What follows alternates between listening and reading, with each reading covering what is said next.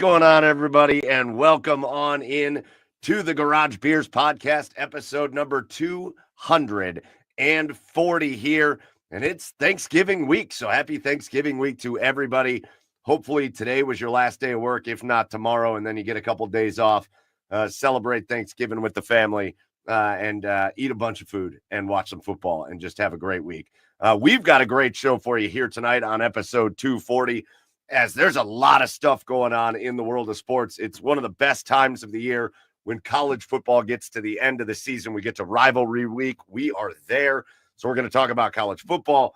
We're going to talk about the Browns beating up on the Steelers last week. We'll get into the Cavs and the Blue Jackets and so much more. So we got a great show coming up, and it's all here on the OBR streaming network. Make sure you get over to the OBR on all the socials and get over to the OBR.com, hit follow, hit subscribe. Get to the OBR.com. Make sure you're subscribed. And whether you're watching us here on YouTube or Twitch or wherever you're picking us up, make sure you hit subscribe, hit follow, and tell your friends. If they're not following along with the OBR, they should be. And if they're not following along with Garage Beers, they should be. Follow us online everywhere at the Garage Beers. With you as always, I'm your host, Michael Keefe at Garage Beers Mike. And joining me tonight over on the east side of Cleveland, find him online at Garage Beers Chad. It's Chad Meyer. What's up, Chad? Today is an absolute terrific day to extend Jameis for another year or two, 2 years preferably, just to be a nice little bridge quarterback. Today's a terrific day to do that. Huh? How about it? Let's do it. You trying to pick a fight with me? What? Are you trying to pick a fight with me from stealing tweets? No. I'm just saying today. That's an original thought. Today would be trying to pick a stolen tweets fight. Today would be a terrific day to do that. Don't you agree? Are you coming out and just fully admitting that you stole my tweet at this point? No. God damn it. I'm just trying to start the day on the pod on a sweet note, on a cool note. And you're sandbagging me. You're sandbagging me. I think this is something we got to have a discussion about. We don't have to have a discussion about nothing. I think we got to make this a quick one. It's already 9:46. I think we got to have a discussion. Don't confuse people. What are you talking about? To them, it is 9:02 or whatever it is. You're eventually going to say somewhere in this pod that we're recording this on Monday. Okay, we're recording this on Monday. We are recording this on Monday because we are going to get into like college football talk, and we don't officially know, obviously, yet what the playoff rankings are going to be and all of that stuff. But Chad, that time you stole my tweet. The SEC, by the way. Do you remember that time you stole my tweet? Yeah, sure. Yes. Can we move on now? All right, I was waiting for it. All right. That's not an admission. That's like wife speak. That's like, okay, you're right. Let's move on now. No, I'm going to read it. Thursday night, after the Browns beat the Steelers, I tweeted my exact tweet. Thursday night, 12:31 a.m. Friday morning, I guess I should say. I'm not sure how adequately I can express how absolutely good I am with this dude being the Browns quarterback for the next 2 years, in reference to Jameis Winston.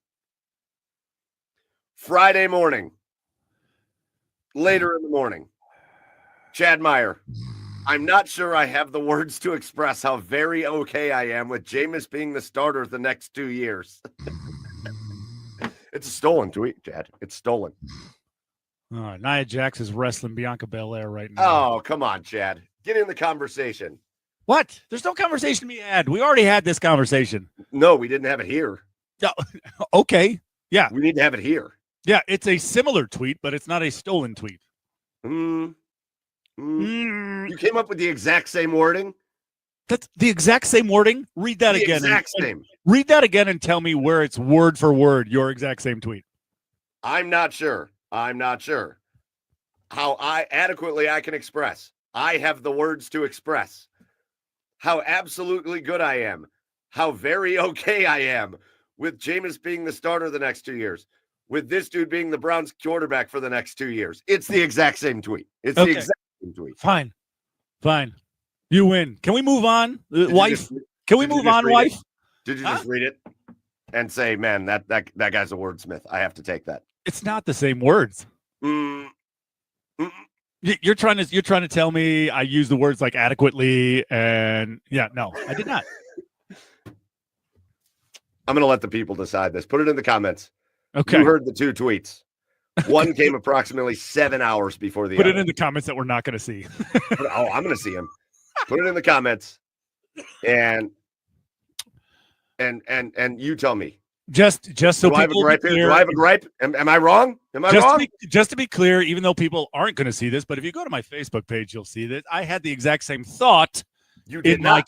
my comments You on my did not. Facebook page. Yes, I did. Your thought in your comments was Jameis should be your starter for the next couple of years, or the rookie we might draft. Watson can go ahead and be the most expensive backup in the history of sports. Oh, okay. I mean, that's the exact same argument you made. It's not it's the same, but it's not the same. Differently I said worded. Jameis. Yes, I said Jameis should be your starter for the next couple of years. Differently worded, Chad. Differently worded. You're such a dipshit. Can we go? So I want to start with this because I think it's going to lead to something we do at the end. But I do have to say this before we get into sports and before we get into beer. Chad, I went with the wife, kids, and my mom, and we went and saw the movie Wicked yesterday. Yeah. Oh. Yeah. Oh my God. Yeah. It was one of the. You got to go see it in the theater. Yeah. No, I'm taking Hazel Saturday. It is explosive, Chad. I'm telling you, man. And I know you kind of grew up singing and stuff like that. Yeah. I grew up with the arts, if you will. Get ready for every. I'm just going to tell you this. This is a movie that's so well done, and the music hits in such a way in this movie. It's not like something crazy is going to get you like sad or whatever. Yeah. But you're just going to hit every emotion in this movie. Okay. All right. There were times where I just was like, had tears coming down my face, and I'm like, I don't even know why I'm doing this. Yeah. But like, just the music was just hitting and everything. I got to tell you, man, the movie was amazing. The story was amazing. The acting was amazing. If you get a chance to see it in the theaters, you should. But I have a little gripe here. Okay. There's this, it's kind of a trend. And now, again, Wicked's old, right? Wicked came out on Broadway 24 years ago or something like that, 21 years ago. Made me feel real old. But we keep doing these stories about like villains. Uh-huh. And then making them like the sympathetic figures. Like these prequels. Like, here's why. Like, oh, the villain is a villain, but like everybody was really bad to them, and you feel bad for the villain. And so it's like, okay. I feel like it's detrimental a little bit. Like the Wicked Witch of the West is one of the great movie villains of all time. Sure. She was evil, man. She taunted people. She was chucking fireballs. Sure.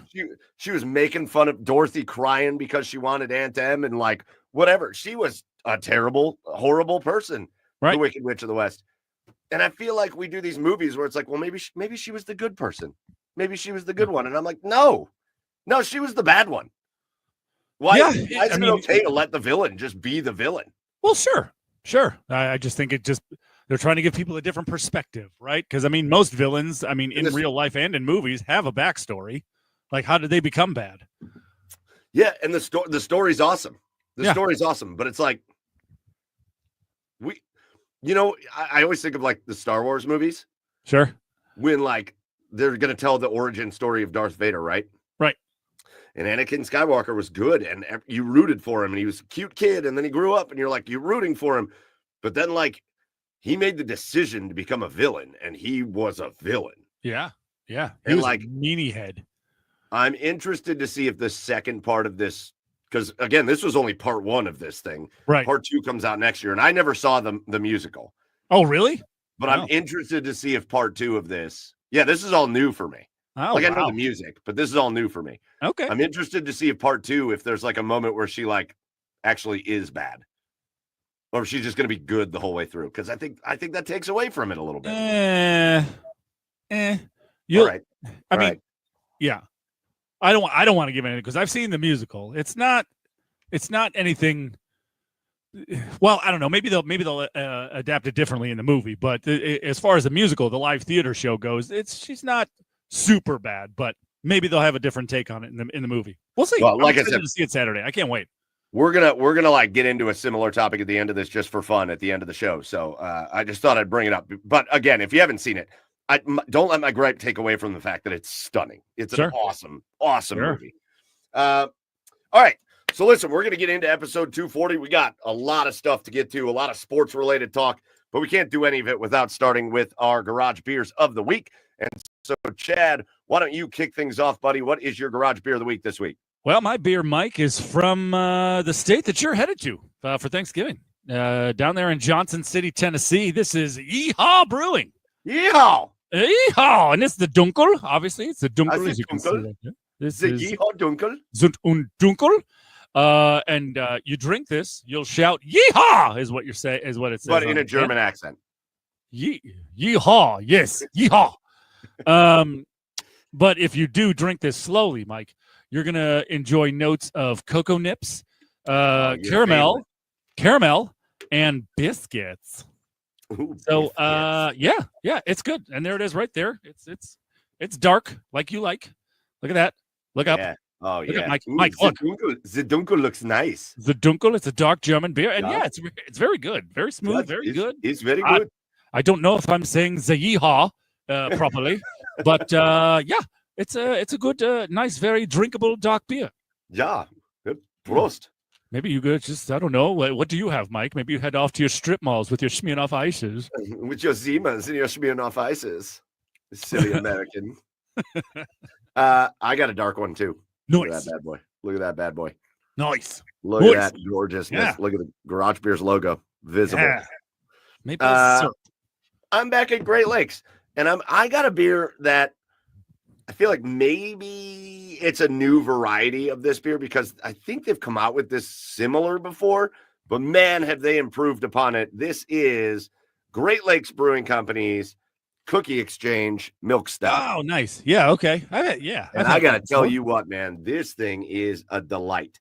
This is treat yourself to our seasonal milk stout brewed with a special rotating cookie-inspired flavor.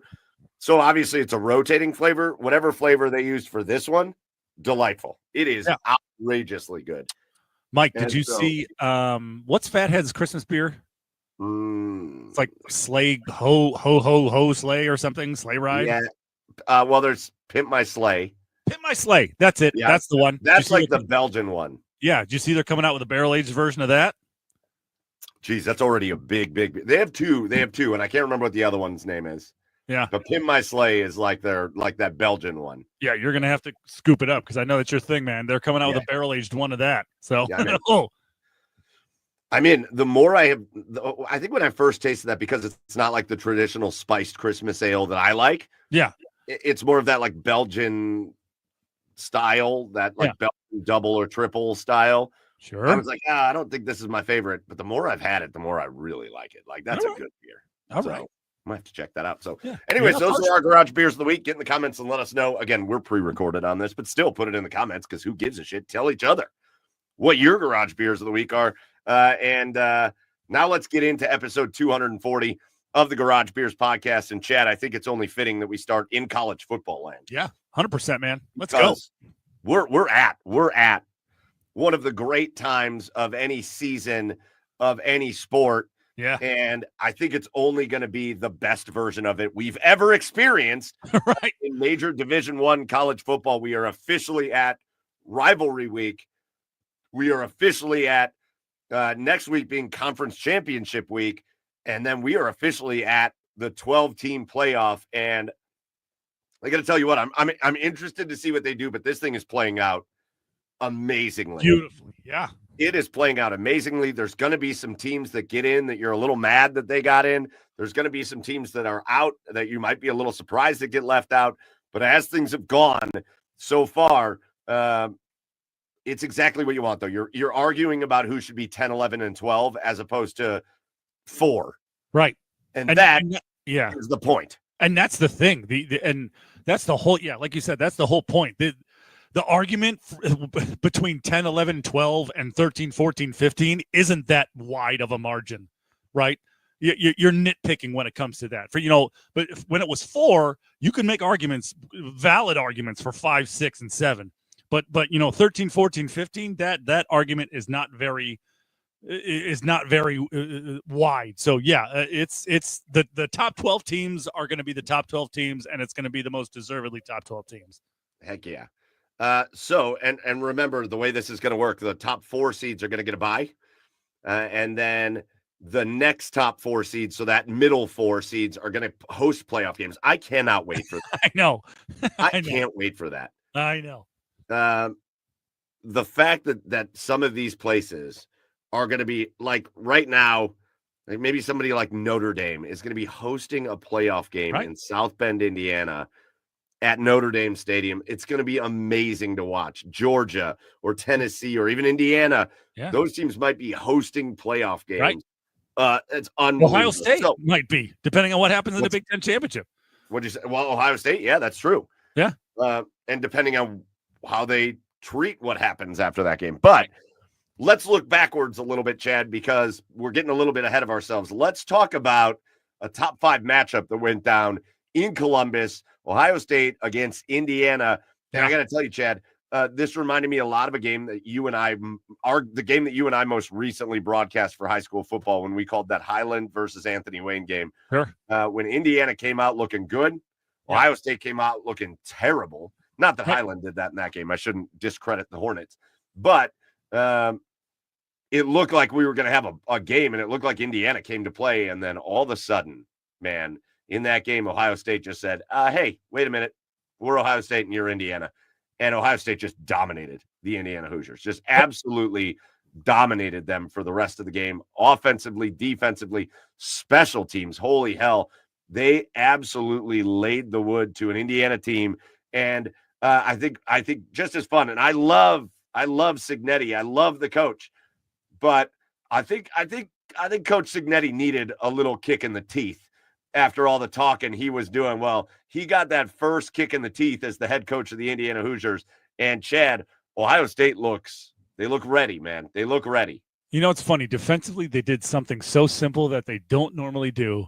And it's a common thing that most teams do, Mike. But Ohio State just seems to not do it a lot. They made one simple adjustment. They blitzed.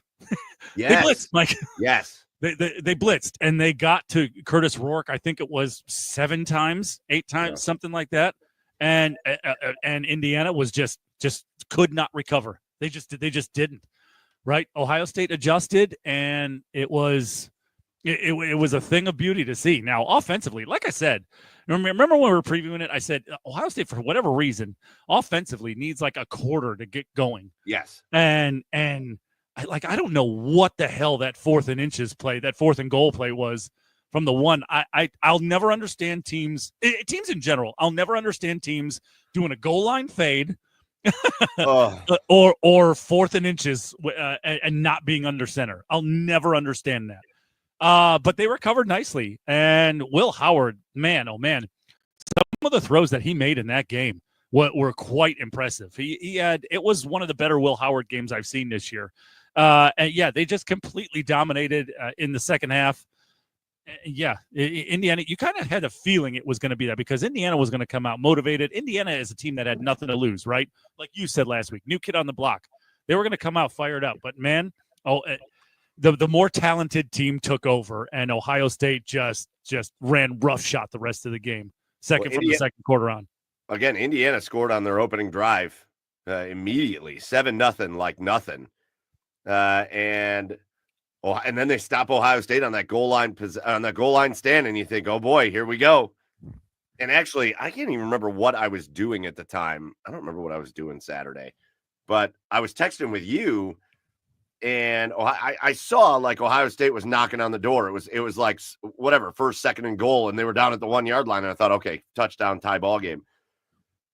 And then I went like into a store or something and did something. When I came back out, it was still 7-0 Indiana. What the hell happened? Yeah. But the Ohio State Buckeyes scored 31 unanswered points. Yep.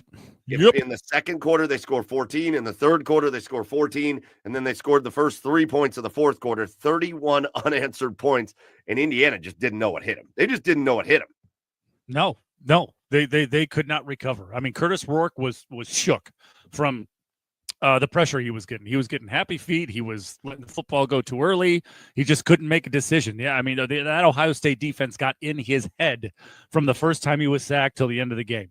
And it was, he felt it. You could tell he felt it.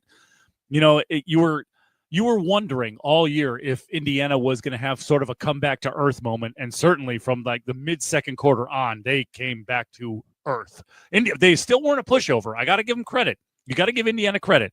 I don't think they looked like a team that didn't deserve to be ranked, but definitely was curious to whether they were going to live up to the top 5 ranking that they had going into that game. And I don't think they did. I don't think they were quite ready for it. But still, I mean, it's, again, 10-1 is a nice record. They're going to be 11-1. They're probably going to be in the playoffs. So this is still an unprecedented season for Indiana. It was just they finally met their match and finally had a measuring stick game to see how they were going to match up against the big boys.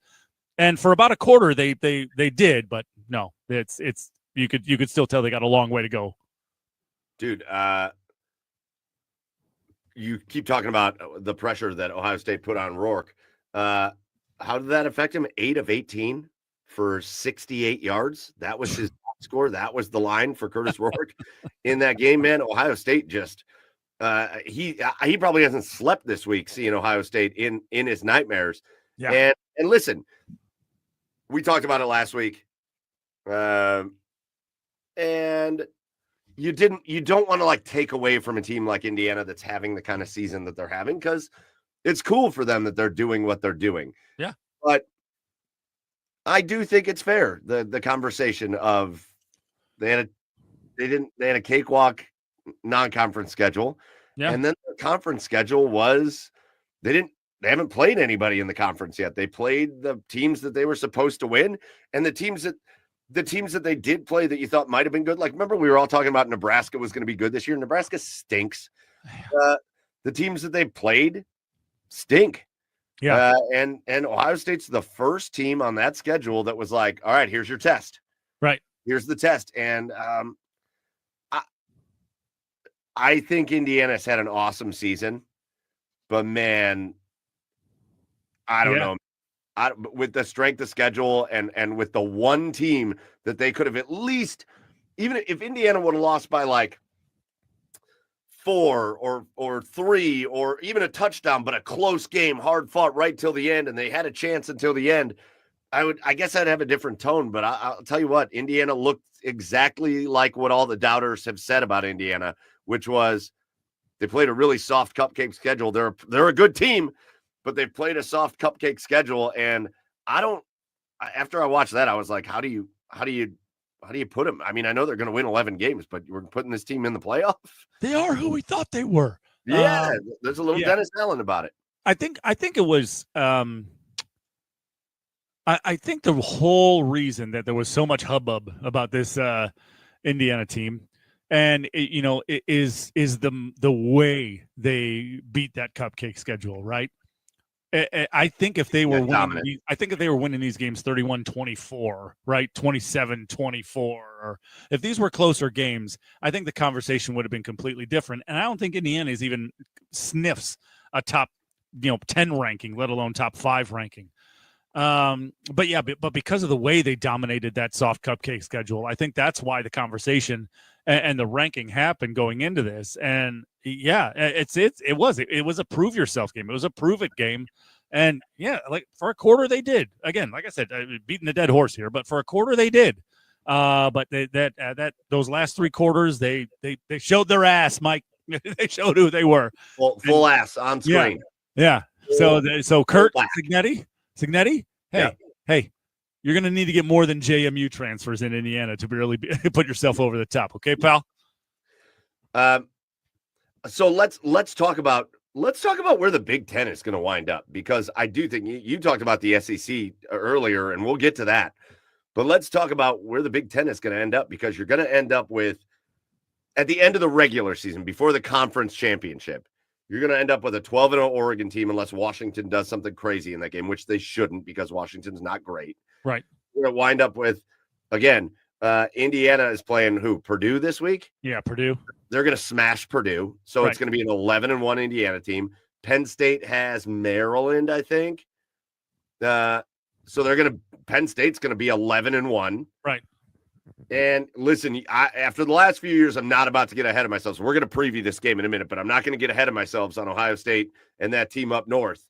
But right now, there's no reason whatsoever to think Ohio State isn't going to take care of business against a Wolverine team that is not great this year. Right. And so you're talking about potentially at the end of this week, all those teams you're going to have a 1-12-0 team and 3 other 11-1 teams. Yeah. Yep. Like that's outrageous at the top of the division. It's crazy. Or, I'm sorry, at the top of the conference. It's crazy. It's absolutely crazy. Yeah, it's going to be fun. It's going to be interesting to see how it all shakes out. That's for sure. But it's I don't know. I don't know. Is it weird to say I don't know what to make of Penn State at 11-1? Nobody knows what to make of Penn State. Yeah, to me, Penn State's a little bit like Indiana. I think they're a better version of Indiana, but like kind of similar to them, right? Right, but they're not so far head and shoulders above Indiana. Not so far. They've played a little bit of a tougher schedule than Indiana and come out only one loss to Ohio State. But I don't think Penn State's. All right, let's have this discussion now. They don't cut the mustard. Let's have this discussion now. Sure. I think the top of the Big Ten deserves a ton of credit for what they've done. Yeah. But I don't know that. I think the top 2 teams in the Big Ten are national championship contenders. Oregon, Ohio State. Yeah. Those 2 teams could go win a national championship. Right. I don't think Penn State or Indiana have a snowball's chance in hell. Yeah. No, they don't have the chance winning a championship. Yeah. But again, you never know. I mean, they're going to be in the playoff. Well, at least Penn State's going to be in the playoff. So anything can happen. Anything can happen. So then that's going to be one of the interesting parts about how the playoff committee handles what they're going to handle. Because let's assume right now I'm looking at playoff projections because again we're doing this on Monday, and so we haven't seen them. If you're watching this on Tuesday, we haven't seen them. But let's assume these projections are correct, and let's assume Oregon's going to be number 1. Right. Week. Ohio State's going to be number 2, Penn State number 4, and Indiana number 9 in the playoff projections. Yeah. It's going to be really interesting to see. Let's take that Indiana team for a minute, because I think Penn State, if they're at number 4 and then they beat Maryland, even though they're not going to play for a conference championship, they're not going to fall out of the playoffs. Yeah. With that. But Indiana, when they don't play a conference championship game, are they going to fall out of the playoffs? Are they going to put an Indiana team? Are they putting 4 Big Ten teams in the playoff? I don't know, man. I don't know. I think Indiana's in big trouble when it comes to the playoff. I don't know whether you agree or not, whether you think that's fair or not. I think Indiana's in big trouble. Yeah, sure. I mean, when you take everything into account, yeah, I think they're in trouble. But I think it also depends on who all the conference championship games shake out to be. Because I mean, like what? So A&M's going to get their dicks kicked in by Texas. Nah, Texas is going down. Wait, what? You heard me. I said Texas is going down. We're going to talk about it.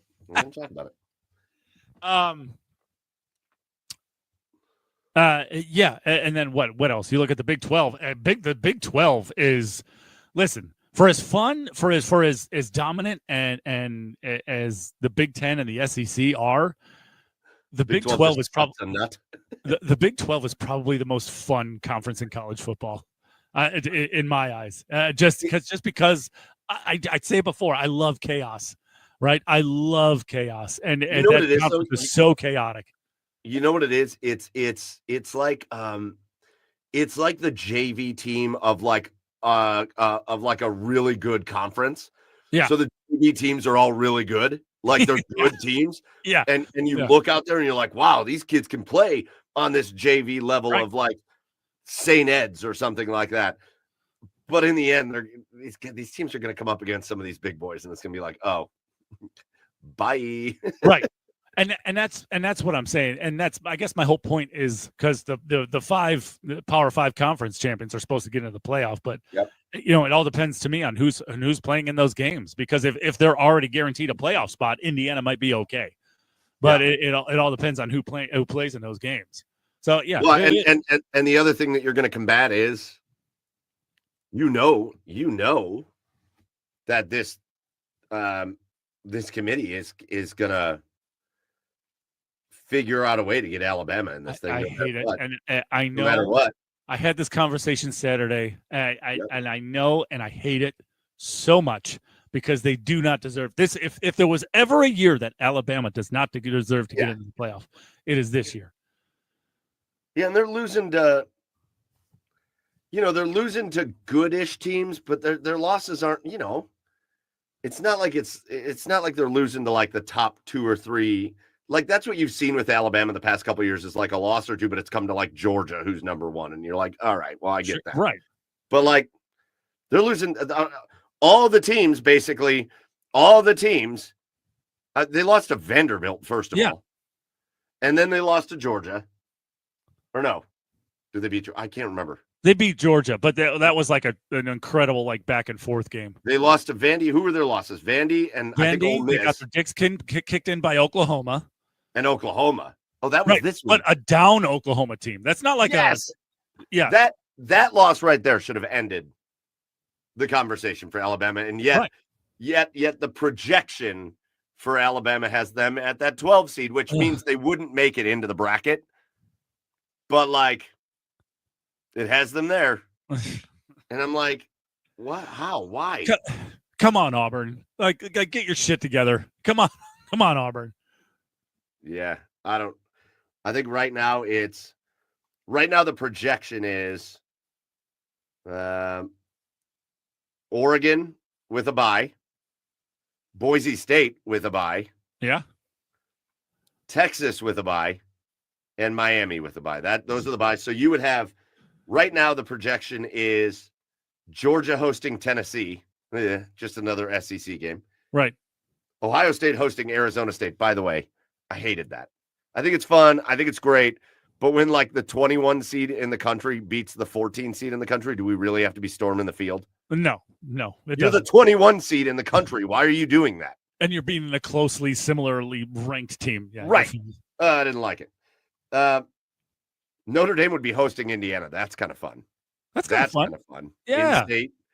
And then Penn State would host SMU. That would be that's based on what the bracket could look like. And SMU could beat that SMU team is dangerous. That game would be fun. Beat Penn State.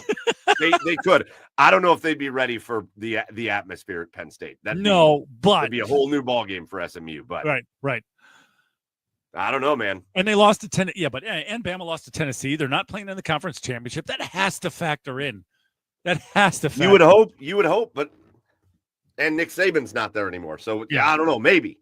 But let's talk about this rivalry week real quick before we move off of college football. Sure. So, Chad, let's talk about the game. Yeah. Ohio State, Michigan. A game that Michigan has dominated the last 3 years. Mm-hmm. A game that Ohio State has just blundered over and over and over again. And to be real honest with you, Chad, a game that Ryan Day has blundered over and over and over again the last 3 years. A game in which they have come in looking unprepared and have really let Michigan push them around and run the football down their throats. Just 3 years in a row of Michigan just running the football down Ohio State's throats. Yeah. It's what Michigan's going to try to do again this year because they can't pass the ball. Like, they do not have a passing offense. Right. And so if you can get Michigan passing the ball, you're going to win this game by 30 points. Right. Michigan doesn't want to do that. They want to run the ball down your throat again, like they did this week. I mean, a little bit of a statement game for Michigan. I know it was just Northwestern. What was it, 50-6? I don't know. Something beat Northwestern. I think they ran for like 300 yards or something like that in the game. Like, they made a statement in that game. Ohio State better come ready to play in this. Like, I want to be real confident. I want to say Ohio State is supremely talented. They are the much better team. All of that applies. It does apply. But they better be ready to play. They better be ready to come out and say, you are not going to run. If you're going to beat us throwing the ball, all right, we're going to figure it out. But you are not coming out and running the ball like that on us this year. That has to be the philosophy this year. There's a couple of things that I'm more encouraged by this year than I have been in years past over the last 3 years. The aggression by Ryan Day is so much more apparent this year, and hopefully that carries over into this Michigan game. How about that conversion? But speaking of which, going back to the Indiana game for a second, how about that conversion? 3rd and 35. They get 25, and then he goes for it on 4th and 10, even though he's in field goal range, and they convert that. Like, Yeah, that's the aggression that I'm talking about with Ryan Day this year. and it shows confidence in your players. It shows confidence in your players. Another thing I'm encouraged by, Will Howard clearly gets it. Have you seen his? He clearly gets it, as opposed to quarterback. I'm not saying he's going to perform like quarterbacks of OSU in the days of Yorn of the Buckeyes when we were dominating Michigan. But he clearly gets it. I think it's a different attitude this year. But that being said, supposedly there have been different attitudes the last couple of years, and that hasn't really gone the Buckeyes' way. Oh, another thing, James Laurinaitis being linebackers coach, right? Yep. There's guys there this year that just get it, right? So I want to say I feel like there's going to be this is going to be a different Ohio State team against Michigan, but that being said, you still have to come ready to play and be physical at the line of scrimmage, because Michigan has beaten the dick off of you at the line of scrimmage over the last 3 years. So if they can do that, if they can do something, if they can do that, be aggressive at the line of scrimmage and stop the run, they win this football game easily. They win it going away. Well, listen, go to Will Howard for a minute, because I've been lukewarm on Will Howard this season. Yeah. I think Will Howard has been, I mean, look at his numbers. He's completing 75% of his passes, 2,600 plus yards, right, 20 touchdowns, 6 interceptions. And that doesn't even take into account the plays that he makes with his feet. I just think there have been times where Will Howard was supposed to look like the veteran kid coming from another program that understood how to handle certain situations. And there have been times this season, I mean, I think everybody will point to that Oregon game where he ran the ball and slid with no time left like an idiot. But there's been a couple other times this season where it's been like, you're supposed to be the guy that it's not so much performs better than this, but makes better decisions than what you are making out here. Right. And I'm not talking about like turnovers or whatever, but just making that winning play. And so it's going to be a great test for Will Howard. He's put up gaudy numbers. It's the numbers. I mean, you get a quarterback completing 75% of his passes. That is gaudy stuff. Right.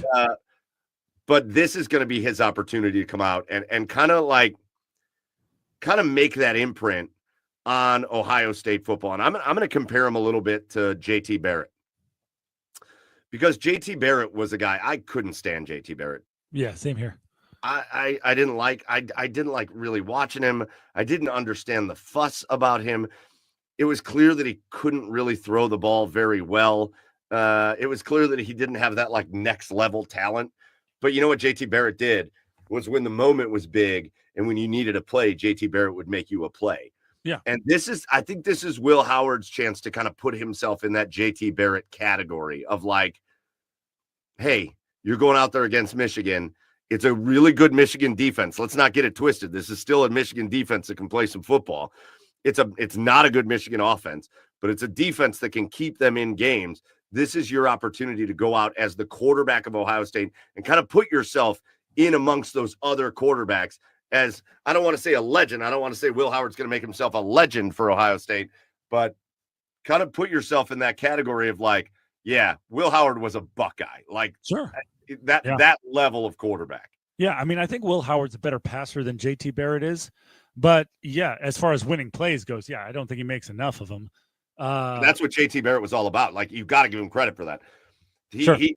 I don't think he was as gifted as so many other players, but man, JT Barrett made winning plays when it came down to it. Yeah. So it's a chance for Will Howard to put his stamp on it. And yeah, we'll see. He certainly exudes the confidence of one. So yeah, it's put up or shut up time, Will. So, prediction: Ohio State, Michigan, in Columbus again. Does Ohio State break this 3-game losing streak to that team up north? Ohio State 31, TTUN 16. Yeah, I was kind of thinking like a similar score Yeah. to what we saw in the Indiana game. Yeah. Yep. Yeah, I think that's about right. Mm-hmm. Yeah, I think it could legitimately be like 38, 15, 16 again. I think it could be like that same kind of score. But I could also see, I will say this. I don't know. I'm gonna kind of go with your score. That's what I was thinking too. Like a 2-score game, but like a big 2-score, right? Like they win by 16, something like that. Right. But I could also see like, and we'll see if they come out and play with their hair on fire like they should, because of what's happened recently. I could see Ryan Day in Ohio State putting it on Michigan. Oh, for sure. Like forget you. We're not going to be friends. We're going to run up the score and see what happens. So I can see them trying to do that, but I do think Michigan's good enough defensively to keep this game at least to the point where you're biting your nails a little bit if you're an Ohio State fan. But I do think the Buckeyes are going to go away with a 2-score win. Order will be restored this year, one way or the other. That's right. So let's talk about some of these other games on rivalry week, and let's start with let's see, which one do we want to start with? How about two teams that I wasn't sure we were going to care about, but this game matters big time in the scope of what's going to happen over the next couple of weeks. How about that South Carolina rivalry? The number 17 team in the country, Clemson, against the number 18 team in the country, South Carolina. A renewed, ever since South Carolina took down my Texas A&M Aggies, man, they have played really well to end this season out. But Clemson too, like Dabo's got his boys playing well for the Tigers down there. That's a big game down there in South Carolina. Yep, Battle of the Palmetto State. Let's go. I just remember, I never forget this. This guy I used to work with, Chris Lee, Esquire. Apparently, he has an Esquire because you do that in the South. Well, just like Bill S. Preston. Yeah, Bill S. Theodore Preston, Logan. Esquire. And we are wild stallions. Yeah. Dabo has Clemson playing well. Almost lost to Pitt 2 weeks ago, and Pitt lost that game themselves. But yeah, it's going to be an interesting, because South Carolina. I mean, Clemson is Clemson, right? You'll feel like they're always going to be that team that, you know what? Like, yes, they haven't really been in the conversation, but they're always kind of a team that just hangs around. They linger. They hold on. Yeah, they do. They linger. It just seems like a team that just won't go away. And then you have an up-and-coming South Carolina team now. Shane Beamer has done a great job of recruiting down there. Got a ton of talent. I forget the guy's name, the receiver's name, but he's a stud. This is an intriguing ball game, man. There's a lot to look forward to. Yeah, I think that, and the implications are big again. I mean, I don't know that South Carolina could get to the playoffs being a 3-loss team that are going to, they'd have to like leapfrog Alabama and such, but Clemson could. I think Clemson, South Carolina, you could see a pathway to Clemson to getting one of those last spots. So it's a huge game there. Yeah, for sure. Elimination game. It's an elimination game this week, basically. I think there's a couple big, I think some of the fun rivalry games are the ones where a team is supposed to dominate, but they're going up against one of those teams where it's like, ooh, are they going to? Like Notre Dame USC has me, it's not a great USC team by any stretch. Yeah. That game has me a little bit intrigued as far as, Notre Dame and USC is always a battle. Even here in the Big Ten, Oregon and Washington, it's not been a good year for Washington. Right. But we've seen how many times Washington has been able to spoil things for the Oregon Ducks over the years. And so I think there's a couple games and maybe even to a lesser extent, because it's not really a rivalry game, but that Penn State Maryland game, I think there's a couple of these games where your team is going to be heavily favored, but your butt's going to be puckered for a minute. You're going to have a solid butt puckering. Yeah. As you wait to see if your team can actually go out and win that rivalry game. That's the point of this weekend, right? Yeah, 1,000%. I mean, there's going to be even the Iron Bowl. How can you? I mean, yeah, and Alabama shit. Auburn. The way they look. How are you going to overlook that game as Well, I mean, you can't with the way the things have been going this year. Auburn just had a great win, an incredible win, a stupendous win. It was a great win, man. They were. I mean, did you watch that game, by the way? I watched a good portion of it. I didn't see all of it. I watched a good overtimes. portion of it. Four overtimes. And A&M loses it when their wide receiver is wide open in the end zone and drops the ball. Yep. How'd you feel about that? Where were you at with that? No, you know what? Do you want to know what my honest opinion is? Yeah. It's a very standard Texas A&M loss. Yeah.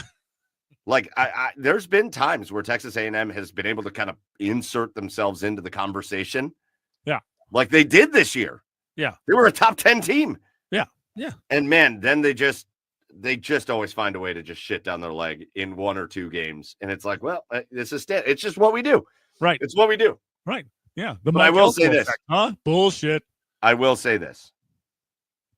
And I wanted to end the college football conversation with this. One of the great rivalries in college football is renewed this Saturday. And that is Texas versus Texas A&M. They have not played one time since Texas A&M left the Big 12 for the SEC. That was a whole petty bullshit thing where Texas was mad at A&M and they couldn't schedule them anymore. And A&M, they laughed at them and said they weren't going to be able to compete in the SEC, and they competed right off the bat in the SEC. And they've always been kind of a top half SEC team for the most part since they've been there. And then eventually Texas and Oklahoma move on. But A&M and Texas have not played since A&M left for the SEC, and that this weekend is going to be the first time that happens. It is going to be a wild day at Kyle Field. It's going to be a night game in College Station, and I'm going to tell you what, those Aggie fans are that you have to tune in and at least just watch the beginning of that game. It'll probably be the loudest. That stadium has a reputation for being loud, and I can vouch for it because I went to a lot of games there. This might be the loudest game in the history of that stadium. That place is going to be explosive to start. Yeah. Oh, I'll be glued. I'll be glued like I am every Saturday to college football. So yeah, I can't wait to watch. I'll probably have all 4 TVs in my house with a different game on. I tell people ask that all the time, and I'm like, imagine Ohio State and Michigan just didn't play for like 10 years. Yeah. Imagine that, right? Imagine how weird that would be. Yeah. And then imagine what that first game back would be like if they played again. Right. It's going to be, it's a powder keg down there at Kyle Field. I can't wait. I'm like getting jittery just thinking about it. It's going to be incredible. So yeah. Rivalry week is here, and we're going to have a lot of answers after this weekend, which is going to be pretty exciting. But all right, Chad, let's move off of college football. Okay. And why don't we just, we've kind of keep pushing off the asshole of the week until like later on in the show. And so let's get it in right here. Let's go to one of our favorite segments every week, a segment where we call people out for just being assholes, just people that have been assholes. And let's do our asshole of the week. And I'm going to start because I can't wait. My asshole of the week. My asshole of the week is anybody that plays for the Pittsburgh Steelers. Oh, come assholes. On. Come on. Assholes. TJ Watt, where were you, buddy? Yeah, where were you? Where did you go? Yeah. Where did you not come to the game in Cleveland? Right. I know I'm talking trash, and they're going to play again in 2 weeks, and things are going to go very differently. I want to point that They're going to go so differently. Well, they're going to go very differently. But right now, I get to gloat. TJ Watt, did you even play? I know you played. Do you know why I know TJ Watt played in this game, Chad? Do you know why I know? Because I saw him out there. Because of the highlight of Wyatt Teller, hitting like the ejector button on TJ Watt and throwing him like 10 yards back. Yeah, right. On the play that Jameis Winston scored the rushing touchdown in that snow game. I love that TJ just didn't show up in the game after all his whining and bitching about Myles Garrett winning the Defensive Player of the Year, and then Myles 3 sacks in the game. How about George Pickens? Stop right there. Mine's George Pickens. All right, go ahead. Mine is George Pickens. George Pickens is a whiny bitch. He's a whiny little bitch. Every time, and this isn't just in the Browns game. This isn't just in this game. Every time something doesn't go his way, he kicks, he screams, he has a fucking tantrum on the sidelines. I can still see him sitting on the field over in front of the Steelers sideline, slamming his hands and like kicking his feet on the ground. Like, This looks like my daughter when I tell her she can't have her 47th applesauce. Yeah, What are we doing? He is a bitch, right? Everybody yelled at Grant Delpit, right, for smacking George Pickens in the helmet, right? And yes, it was a stupid play by Delpit. It was a stupid play by Delpit, and it cost the Browns. Allowed the Steelers to score a touchdown, but then Delpit posts the clip today of Pickens tripping him, but before that, which makes him a bitch. He's just a bitch, right? It doesn't make what Delpit did okay, right? Delpit should not have reacted that way, but that doesn't make Pickens any less of a bitch because he did trip Delpit. He's a bitch. Oh God, the way you're emphasizing the B has got me going, man. I'm ready. Yeah, I'm ready. Bitch. He's a bitch. God, it sounds really guy, good. bitch. I just want you to know. I don't know how good it sounds on the porch out there, but it sounds really good coming across. Say it one more time. Good. I like it. Echoes, right? It's just going out into the ether here in my backyard to all my neighbors. Say it one more time. Say it one more time. George Pickens is a bitch. All right. Those are our assholes of the week, and they're both Pittsburgh Steelers, and I love it. Tell us who your assholes are. Again, this is a recorded episode, but go ahead and put them in the comments anyways. Share with each other who should be called out as being an asshole this week. And that's the point. Let's get this out. Let's get it out. All right. Let's stay on theme, Chad. And let's talk about the Cleveland Browns. I guess honorary assholes the OHSAA, but yeah, all right. Why? Just like the locations of the games. Yeah, because they did Avon and Glenville real dirty as far from a neutral site standpoint. Agreed. But Agreed. Anyway. Although I will say, playing a game, Avon and Hoban are going to play at Infocision Stadium, University of Akron. It's a great place to play. The kids at Avon should be jazzed up about it. It's a tremendous stadium. It's great. But Hoban could walk there. Yeah, well, yes, correct. Let's stay on the Cleveland Browns because we have not talked since the Cleveland Browns and the Pittsburgh Steelers faced off on Thursday Night Football in a very fun game. Oh, God, yeah. A game that started, nobody picked the Browns. Nobody should have picked the Browns. Right. I think a lot of us I picked the Browns to lose in a one-score game because Pittsburgh plays one-score games, and they usually win them. Right. So nobody picked the Browns. It was an upset. The Pittsburgh Steelers came in number 1 in the division. And, man, the Browns love those Thursday Night Football home games. They are so good at them.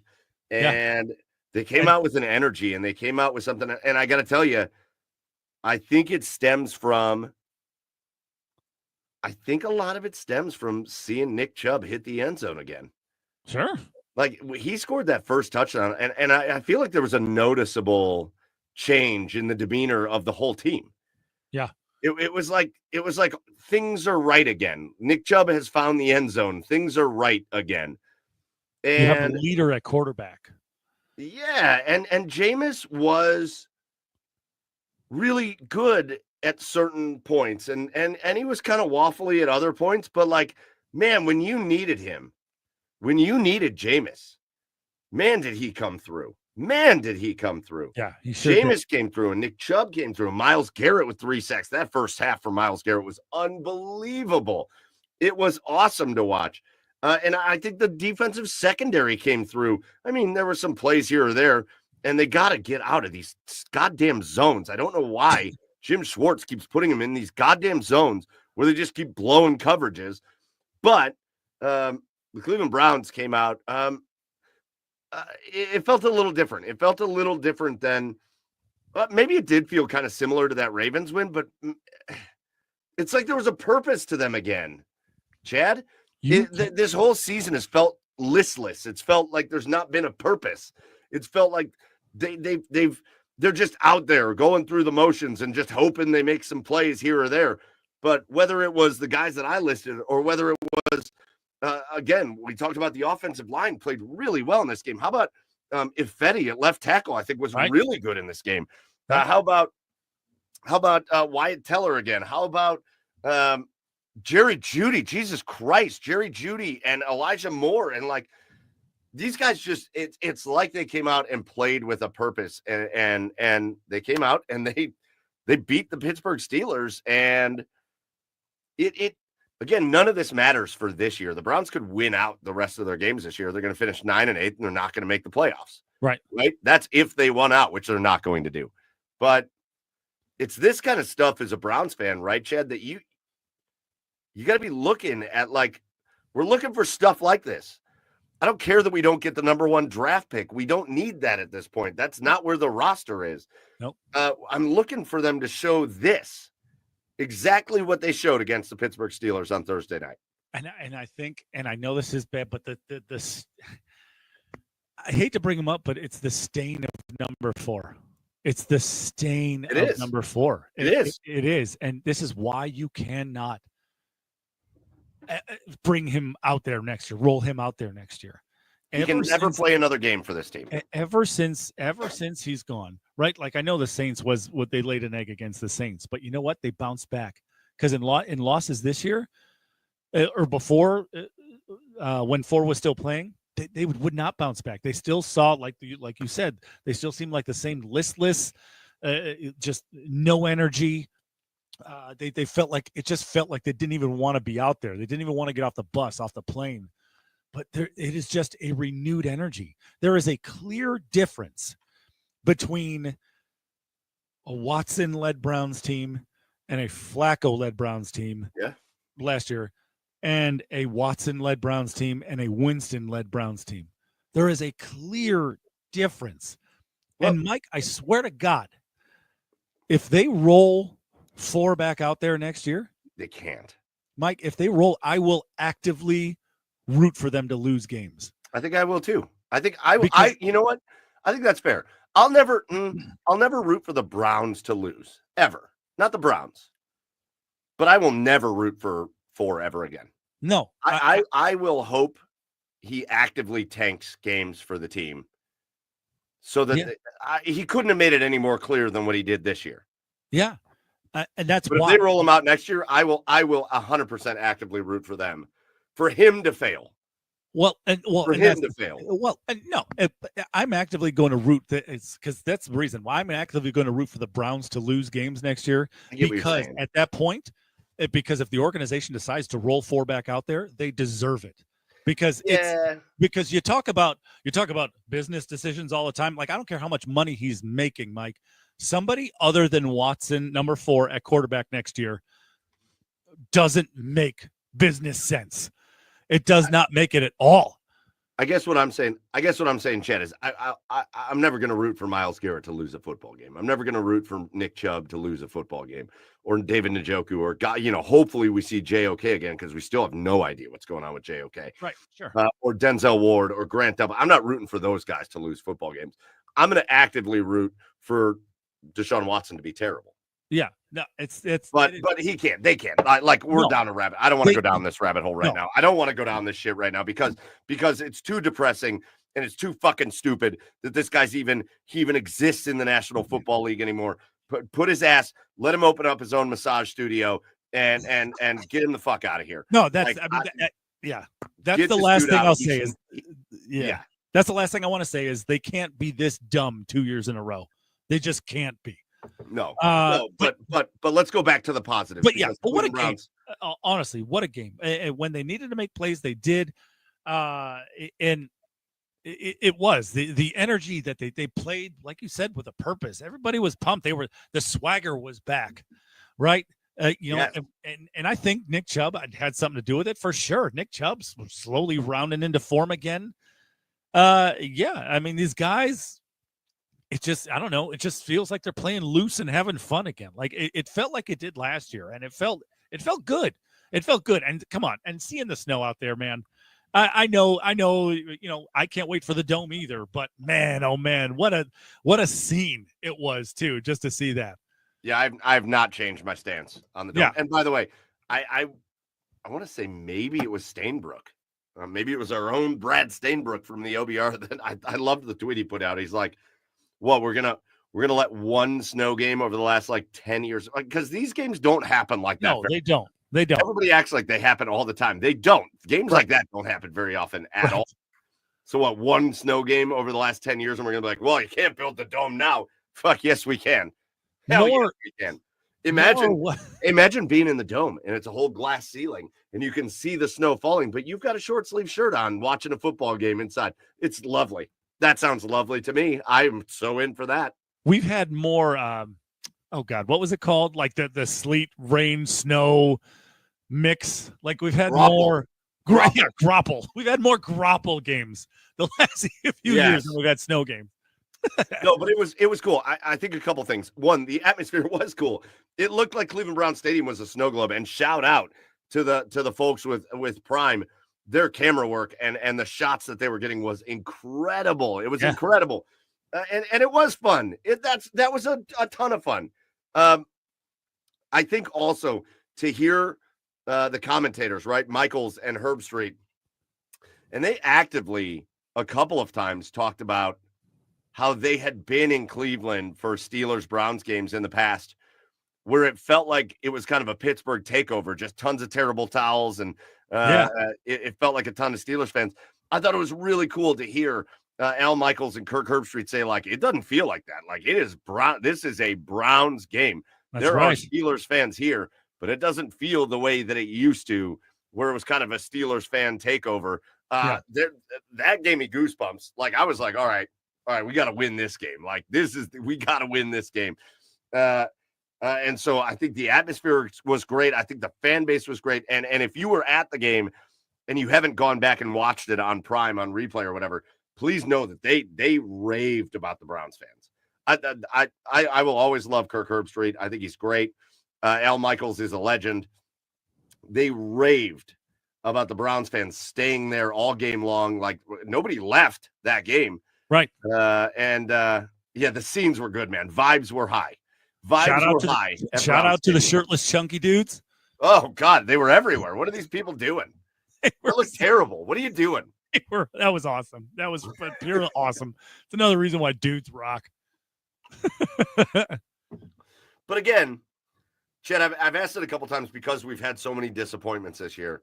Sure. So now we had that, right, Chad? Yeah. Now we had that.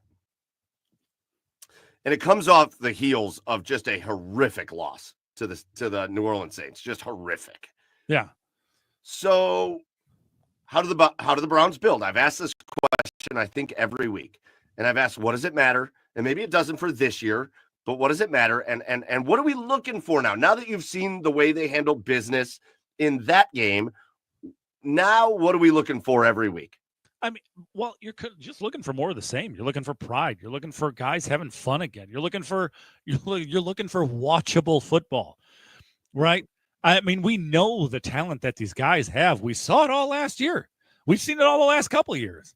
We know the talent on this team. You're just looking for it to just, I don't know, just regroup, just continue to regroup, just continue to play the way that you did, in the Baltimore game, in this Steelers game. You're just looking for more consistency, I think. So that's really all I'm looking for. As far as the scope of the season goes, no. I mean, I don't have any hopes or aspirations. No, and it's not about that. It's just what are we looking for? Yeah, I would just like to see some consistency. Maybe maybe win a few more games going into next year, and that's really what I'm looking for. That's it. I mean, I'm not looking for anything special. So Chad, I was going to go around the NFL this week a little bit, and I kind of looked at everything that happened around the NFL. But, Chad, I think there's only one thing to say.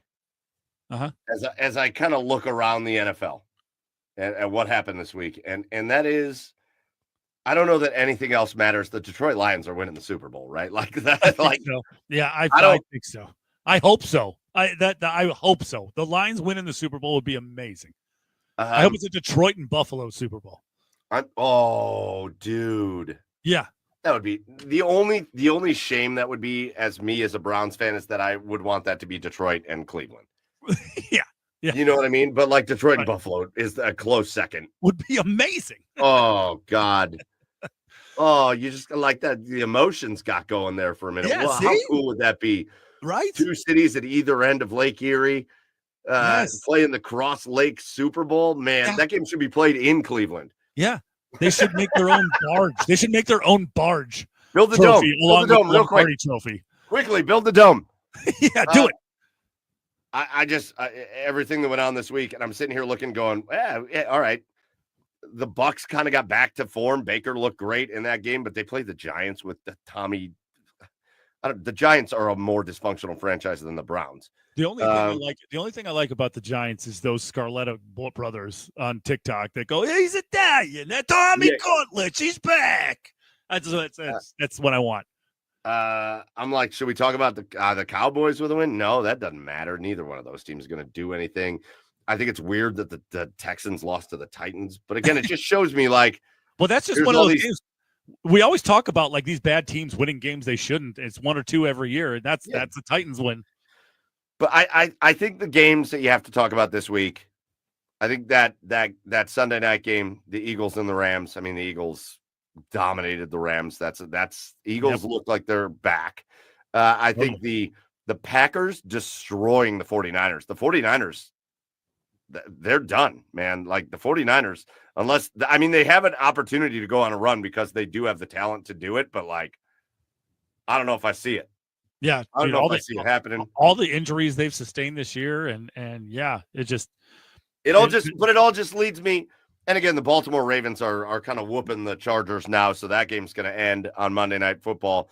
The Ravens are going to beat the Chargers, but like it all just leads me to the Detroit Lions are winning the Super Bowl. Like I think I'm there. I think we might as well just can't call it now. Like just crown them, win the Super Bowl. Yeah, crown them, crown them, and let's be done with it.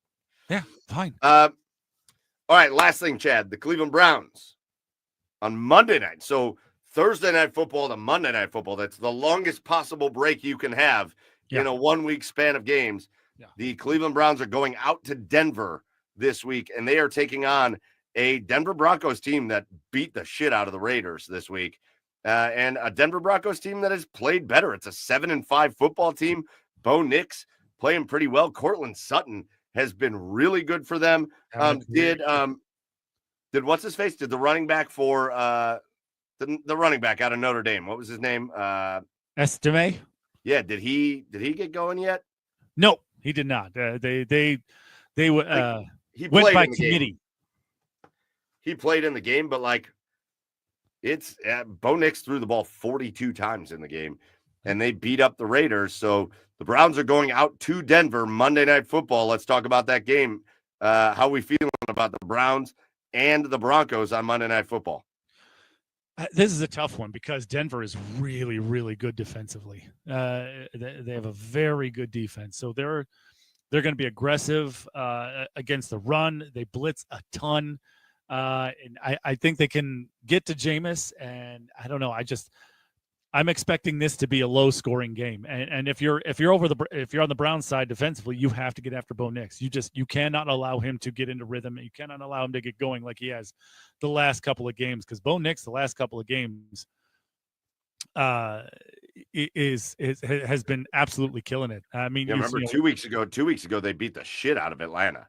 Yeah, out of Atlanta, and he went for 307 and 4 touchdowns that week, and he didn't and so I don't know. He's been playing better as of late, so you have got to make him look like a rookie again.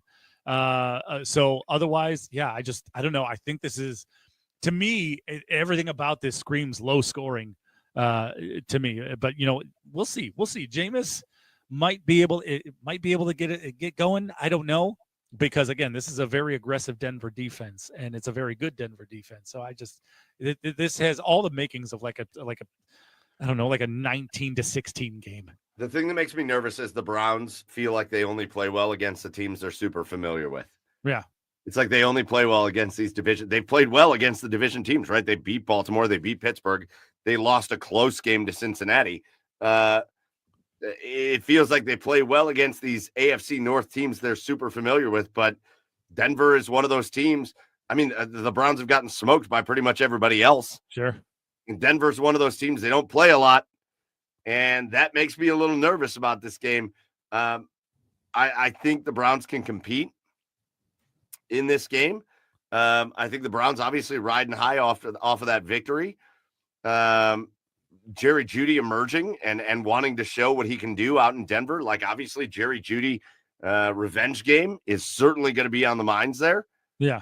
Yeah. But I don't know. To me, To me, I don't think Denver's as good as their record suggests. I think the defense is really good. I don't think the offense is as good as the record says it is. Yeah. So I'm kind of with you, Chad.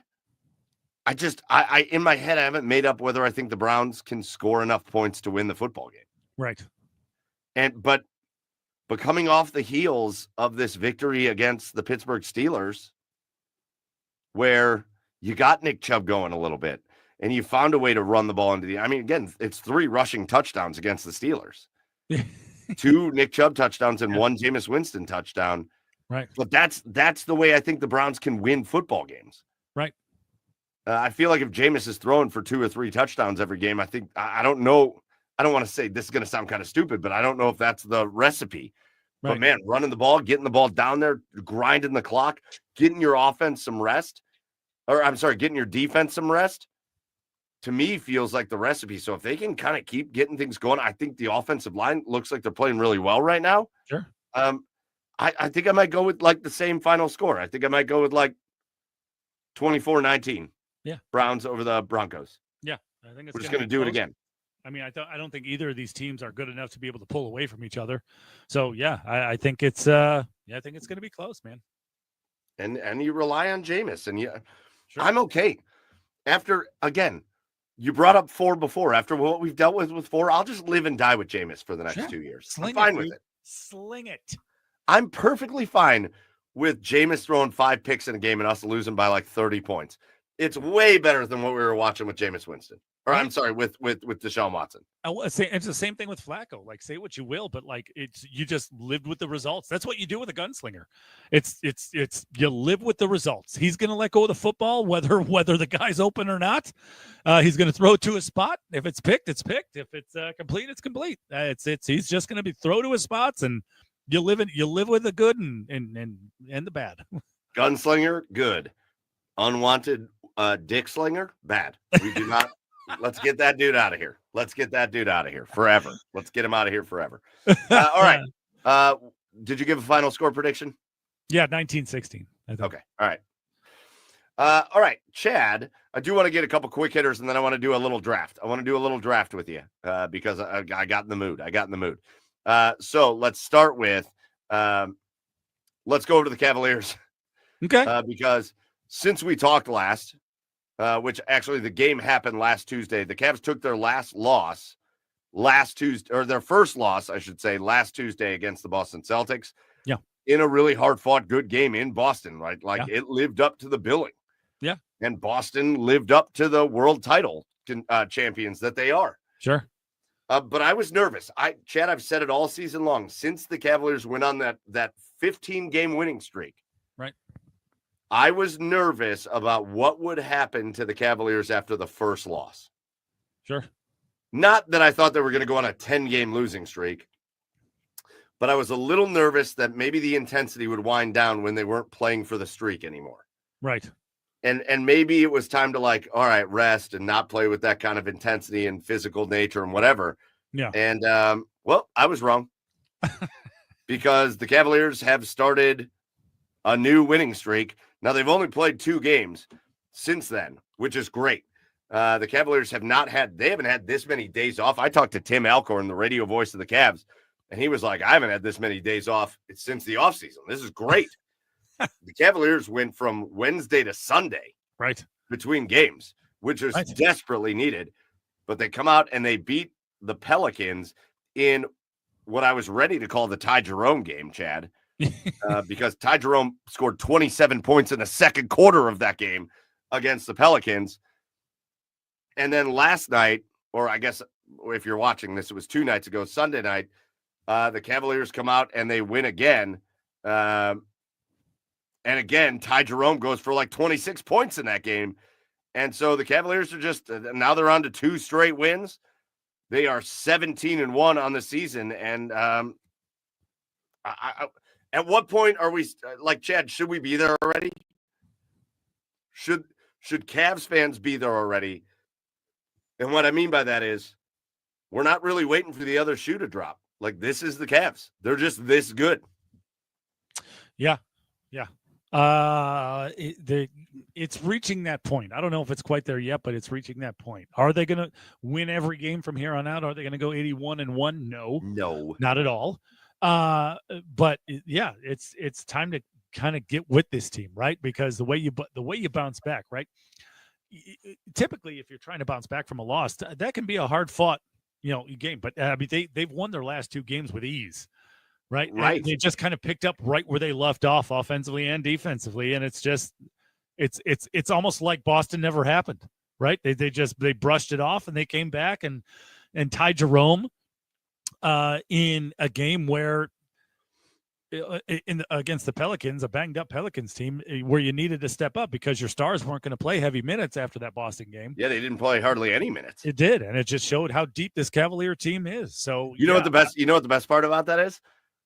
Ty Jerome didn't you needed a guy like Ty Jerome to step up because you knew you wanted to get Evan Mobley rest and Jared Allen, and Darius Garland didn't even play in that game, and Donovan Mitchell rest. And not only that, but Ty Jerome did enough in the first half of that game that he got rest. Yeah. That's the best part of that game. That is the best part for sure. Yeah. There were two great parts of that Pelicans game, Chad. Yeah. Ty Jerome, obviously, what he did in that second quarter was so much fun. Right. It reminded me of, remember the heat checks with LeBron where he would just pull up from midcourt and just drain 3-pointers because he was feeling it? Yeah. That's what Ty Jerome was doing. Right. I know. But also, I love that Kenny Atkinson said, fuck it. We're going to get these dudes some rest, which means Jalen Tyson is going to start this game. Yeah. And what does Jalen Tyson do? He damn near triple doubles. Right. What do you do? 16 points, 11 rebounds, and 7 assists? Something to that, yeah. He didn't get your first 20 points, but your first round pick in a couple of years because of the Donovan Mitchell trade, and this dude comes out and damn near triple doubles in a game. Yeah. The depth is there. Luke Travers looks like a guy that can come out and just give you some minutes if you need him. The depth is there, but it's not just that. It's that everybody, this is my favorite part about the Cavs this year, Chad. Everybody seems to understand the roles that they are being asked to play, and they seem to understand that when they are on the court, they're not just out there to fill space. They're not just out there to be some kind of secondary player. Everybody has a role. Everybody has a purpose, and they come out and play with it. And I think that's what was displayed by that Jalen Tyson outing against the Pelicans was he came out ready to play. He was shooting the ball early in the shot clock. He was aggressive defensively. He was aggressive getting to the hoop. Everybody understands that when I'm on the court, I'm not out here to be a second-tier player. I'm out here to be a Cleveland Cavalier. Yeah. Yeah, no, I agree. I mean, and that's like it with any sport. If you can, if a guy can accept his role, get his role clearly defined and accept it, that's a team buying in, and this team is completely bought in, and it just goes to show with the success that the Cavs have had. So yeah, the Cavaliers, I think still have a couple days, right? I think they've got they're playing the least amount of games over a 1-week stretch they've played all season. They don't play Tuesday. They do play Wednesday. So they got back-to-backs. They have the Hawks on Wednesday night in Cleveland, where, by the way, the Cavs are 10-0 at home this year. And then they go to Atlanta on Friday, and they play the Hawks. So back-to-backs with the Hawks. They haven't seen the Hawks yet this year, but not a great Hawks team. So hopefully they can just keep it going. Chad, I want to bounce over to the NHL. Sure. Because we have this Blue Jackets team that went on this disastrous run to the West Coast. And then they have bounced back really nicely. Yeah. The Blue Jackets are playing really good hockey right now, Chad. Really fun hockey. I mean, yes. I don't even know if that's good, but they're playing really fun hockey. I mean, again, you talked about roles for the Cavs, right? You talked about everybody talking their roles. Everybody has been buying in to Dean Evison in the system that he has put into place. They're buying what he's selling, and it just goes to show because this offensive onslaught these last 2 games against playoff teams, by the way, Mike, 7 of their 9 wins this year have come against playoff teams.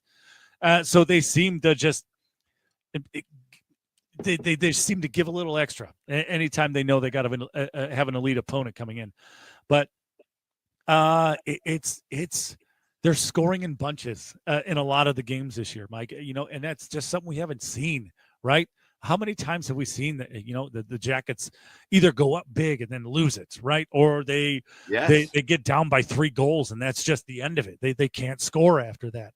No, this team is responding. This team is aggressive. This team is out shooting teams. This team is aggressive on the forecheck. This team is doing everything that they haven't done the last couple of years. You just haven't seen that, right? A team like Carolina or a team like Tampa Bay, where they went down 3-1 after the first period, and it was 5. It was 3-0. Yeah, it was 5-5 after the second. Like, it's just you just those are things you just haven't seen. So the fight that this team has, it's a growing team. Like, I think that's the thing is I'm coming to grips with, right? Like, how many times we talk about learning experiences, but this is the first year in the last 3 years that you really see true growth in this team, and it's paying off right now. Are they Stanley Cup contenders? No. If they keep playing like this, could they possibly sneak into the wild card? Maybe. But this team, if they keep winning and losing games like this team is going to be so much fun to watch, and it's still fun to watch. Maybe it's just the Columbus effect. I don't remember what the site was, but they put out like NHL team playoff chances. Yeah. And right now they had the Blue Jackets as the second lowest chance to make the playoffs. It was the Sharks at 0%. Yeah. And the Blue Jackets are like 0.4% to make the playoffs. And I'm sitting there. But then I looked at the teams that were under the Blue Jackets in the standings right now, like the Islanders or whatever. And there were like 2 teams under the Jackets in the playoffs right now that had like a 30% chance to make the playoffs. Yeah, what the hell? Come on. What? And listen, I think a lot of it has to go to the Dean Evison effect, the brand new coach who 100%, came in at a crazy time. And had to help this team navigate a tragic offseason, but also had to instill a toughness in this team that they didn't have before. Right. And what a fine line that guy had to walk, Chad, right? Like 1,000%. You had to be sympathetic towards your players because they were going through something again. Right. But you also had to toughen their asses up. Right. Like, that's a hard. Think about the line that guy had to walk, Chad. Think about the line of coming in, the Johnny Gaudreau situation, and he passes away, and this has not been a tough hockey team, and you have to walk that line between being there for your guys and being family, and also making them tougher than they've been. Like, I don't know how you approach that, and I don't know how he did it, but like, mission accomplished so far on this season, Chad. Yeah, seriously, it's I don't have an explanation for how he did it. It's like it's beyond explanation. Yeah, no, I agree, and it was teams can get, and that just goes to show you, I think, how important a coach is. From a motivation standpoint, especially in the NHL, because like we've talked about it before, systems don't change much in the NHL. Right. So it's really about a coach getting guys to buy into what they're selling. And this team, this is a talented young Blue Jackets team, right? We know the skill is there. We know it just needs to be cultivated. It needs to be developed. And it needs a guy, and it needed a guy with experience in that department. It needed a guy who can turn teams around, who knows how to turn teams around. And that's exactly what Dean Evison brings. That's exactly what he brought. And it's showing. It is showing because these guys are playing better than they ever have in the 3 years. So 2 last things I want to talk about with the Blue Jackets. Should we have talked about Dante Fabro more? Like, I feel like we should have talked about this dude more. Because it feels like he's emerging. It feels like he's emerging as a leader on this team. He is emerging as a leader on this team, but he is I don't know if we should have talked about him more. I'll say that. I don't know if we should have talked about him more because he was not having a good year. He stunk with Nashville. He was it was. We didn't know really what we were getting when we picked him up, but yeah, as far as what we got is an emerging leader in the locker room for sure. An instant leader, like we didn't even. I get what you're saying, Chad, and you're not wrong. There was nothing about what the guy's done recently in Nashville to make you feel like, oh, you're getting anything good, right? But it's a guy that like. It seems like he walked into that locker room and was like, it feels like a guy that walked in there and was like, all right, boys. You know what I mean? Like one of those kind of guys. Yeah. And it sounds like they listened to him. Yeah. And he's a voice in the media. He's a guy that maybe takes a little bit of that pressure off of other guys. Yeah. Where he's like, yeah, I'll go do that interview. I'll go do that. That matters in pro sports where you have those guys that will take that pressure off of some guys that maybe don't want to do that so much. Yeah, well, but he's also been good on the ice. He's been good out there. What is going on with this dude? His first ever end-to-end goal. Yeah, I mean, he's kind of taken that. He's kind of taken that good Branson role, not the physicality part, but from the leadership standpoint. Yeah, so he's out there. He's being the face of this organization. So, Chad, the last thing I want to talk about with the Blue Jackets before we go to our last segment, lots of trade rumors around. David Jiricek, and I'm confused. This was your top draft pick last year. Well, a couple years ago. Or I'm sorry, 2 years ago. 2 years ago. Yeah. It's this is a top 5, top end. I think it was he the number 1 defenseman drafted in that draft? I think so. I think, but don't hold me to that. Because there's what's happening here. What's happening? I don't like it. I don't like it. What's happening? Yeah, I know. It's because reports have been swirling ever since last year that he's just not happy with the way they're handling his development. Right? He feels like he should be up in the NHL now. He feels like he should be a stalwart, second pairing, third pairing defenseman on the Blue Jackets right now, and. They just keep messing with him, he feels. They keep messing with him. He's up, he's down, he's up, he's down. He's like Sybil. He's up, he's down, he's up, he's down. He has no idea. So why isn't he up full time? Because I understand, like, a couple years in on a team that's young and developing, and why isn't this dude up? The thing is, I think the biggest thing is his physicality. I think he's not used. I think he's still sort of getting used to the American game. He's just they're just not where he wants to be.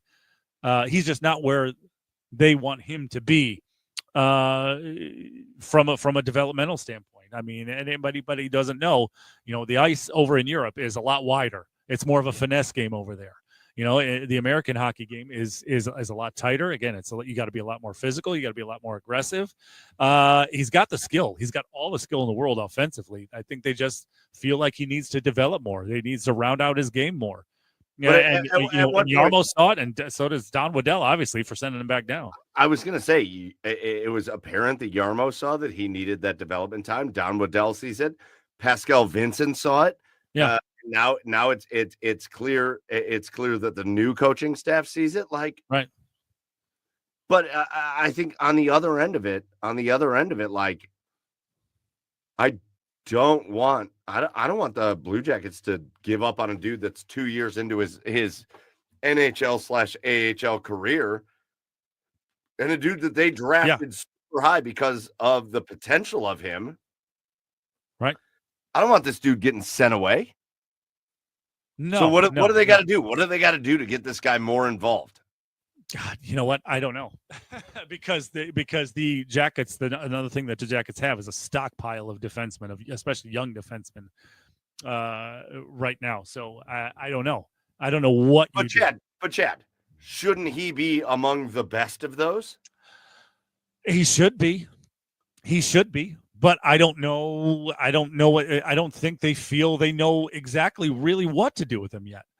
I just, so for now, go to the AHL, get some more development. I mean, the Monsters are a great hockey team as well. The Monsters have won 8 in a row right now. So, Yeah. So it's yeah, I think for now, I think that's the plan. I don't know that necessarily that they're going to give up on him because Don Waddell is an incredible talent evaluator.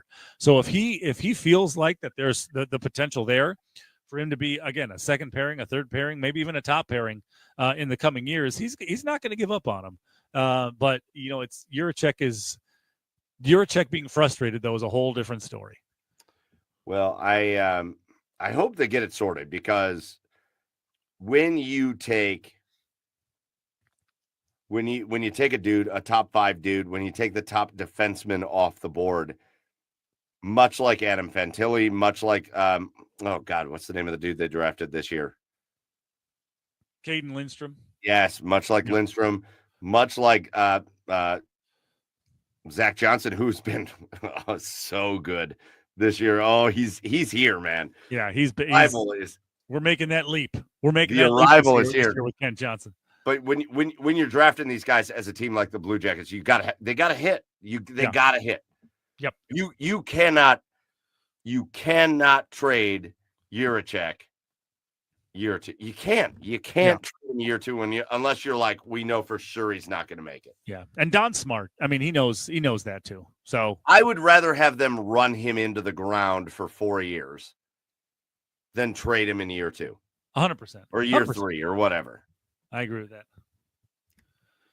So, anyways, the Jackets showing great signs of life, and I like what I've seen out of them. I like the fight that I've seen out of them, and it's going to be fun. It's going to be a fun way to end or to go into the rest of this NHL season. So, Chad, should we do the last segment? Or are you ready for bed? No, yeah, we'll do the last segment. Right, last segment. All right. So I told you this was going to play in, so I'm going to tie it all back together. Boom, call back. I told you at the beginning of the show, I went and saw Wicked. And I told you part of the only thing I don't like about the Wicked story, because I loved everything else about it. I laughed and I cried and everything in between. And Chad, I think you're going to do the same thing. And God damn it, the last part of the movie is unbelievable. It is unbelievable.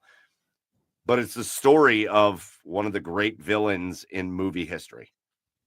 And so I thought, why don't we end this draft this week why don't we end the show this week by doing a draft of the great movie villains in movie history. Yeah. All right. All movie villains, all movie history, but it's got to be movies, not TV. Okay. All right. And so, Chad, you just want to go back and forth. No snake. You just want to go back and forth. Yeah, it's just going to be back and forth. Sure. 5 rounds. Okay. Back and forth. Okay. Best movie villains in history. Okay. All right. And Chad, I flipped my little virtual coin before we did the show, and you got the first pick. Sweet. Yeah. 1-1. Heath Ledger, Joker. Yeah, easy. Yeah, 1,000%. That's. I don't know how you could justify anything more. Easy. That's so good, isn't it? Like it's so like I cannot. It is one of the very few movie villains that I've ever watched that have made me physically uncomfortable, like that have actually given me the heebie-jeebies, right? Yeah. So Heath Ledger. Yeah, and to take a character that was played by, all the way back to the Adam West days, and Mark Hamill plays him in the cartoons, and Jack Nicholson's version of the Joker is amazing. Yeah. And to take a character that was played in so many great ways, so many times, and to just be like, nah, this guy's mine. Right. Like that's the best thing about what Heath Ledger did was like, he was like, you guys did amazing stuff, but this is mine. Yeah. This is mine. Right. And he took it. Yeah. And he just unfortunately it killed him. But the psychology, the where he went in his mind to be able to get into that character was unbelievable.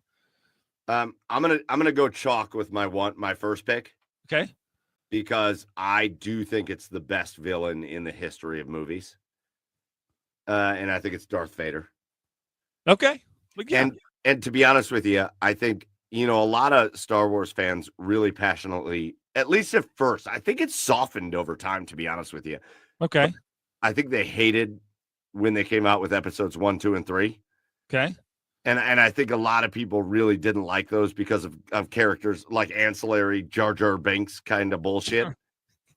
But I do think the storyline of Anakin Skywalker as a little boy and then growing up a little bit and then growing into a young man and the conflict of good and evil and what should I do and how should I go about this and watching over 3 episodes the tug of the dark side eventually get to him.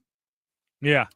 When they do that first scene of Darth Vader, it's iconic. It is iconic. It's goosebumps inducing. I think he's the best movie villain of all time. So I'm going with Darth Vader. Nice. Perfect. My second pick. I'm going with Shooter McGavin. Oh, damn. Yeah, Shooter McGavin. I don't care. He's right up there for me. I know it's not going to be people's top picks of movie villains, but he's my favorite villain of all time. Hey. Like there's Shooter. There's obviously much better villains in movies of all time, but I love him so much because of how big of a dick he is. Oh yeah. Oh, well, I didn't get a chance to see him play. I was too busy winning. Oh, wait, how did he finish? 100%. How'd he finish? Dead last? Oh yeah, he had a good day though. You know that Happy Gilmore attempted that feat no more than an hour ago. Oh yeah, how'd he finish? You know that room at the top of the stairs, the bedroom at the top of the stairs? Yeah, that was my room. I think I'm gonna make that into my trophy room. Oh, ooh, yes. Yeah, he's great. Listen, I agree with you. Comedy villains are great, and Shooter McGavin's great. Yes. You're frozen. Why are you frozen? I don't know. I'm back. All right. So I'm going to go with a movie that I love that I could watch over and over and over and over again. Were you a fan of No Country for Old Men?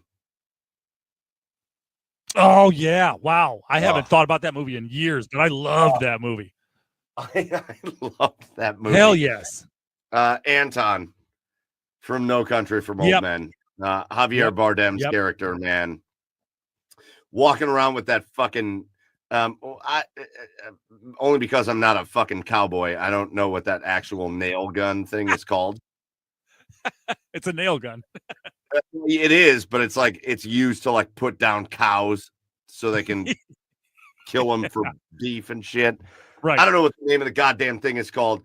Right. But the fact that that's what he uses and like just the scenes of him like busting through doors and like just firing that shit off left and right, like Anton from No Country for Old Men. I'm very happy to have that. I'm thrilled. I love that. All right. My next pick is another one, and not only it's one of my favorite villains, but it's I think this guy can be up there as one of the top villains of all time. Hans Gruber. Oh, so good. I'm going to count to 3. There will not be a 4. Shoot the glass. Yeah, no, it's just one of your classic Die Hard movies. It's just taking over Nakatomi Towers. I mean, yep. Yeah. Hans, Bubby, I'm your white knight. Yeah. Yeah. And, listen, very appropriate for this time of the year. For sure. Christmas movie style. That's him falling off the building. Just iconic. Yeah. And shout out to Alan Rickman, man. Alan Rickman, he could have played a villain every movie and it would have been fine. And it would have been perfect. All-time great. It would have been perfect. Yep. That's a great one. I give you the FBI. All right. So for me, I went Darth Vader. I went Anton from No Country for Old Men. I feel like those are a little chalky. Yeah. So I'm take it a little bit more obscure on this next one, but god damn it if this isn't one of those villains that I'm going to say it, Chad, and if you're familiar with the movie, you're going to go, oh, fuck, yes, this guy. I'm going to go with Cullen Crisp. Cullen Crisp was the bad guy in Kindergarten Cop. Oh. God damn it.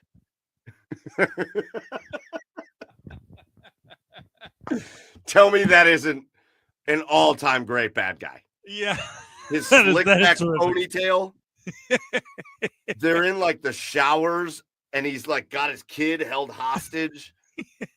Just an all he travels around with his mom. Oh god.